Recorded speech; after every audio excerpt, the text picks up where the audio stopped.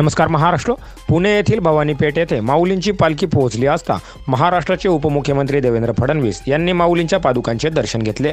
दर्शन घेतल्यानंतर काही वारकऱ्यांनी माऊलींच्या पादुकांना घातलेला हार हा फडणवीसांच्या गळ्यात घातल्याने देवेंद्र फडणवीस हे माऊली आहेत का असा प्रश्न आणि चर्चा काही वारकऱ्यांमध्ये सुरू आहे. यामुळे एक वेगळीच चर्चा महाराष्ट्रामध्ये देखील सुरू आहे. यामुळे पुन्हा एकदा देवेंद्र फडणवीस चर्चेत येऊन वाद होण्याची शक्यता आहे. Bureau report, N Marathi news.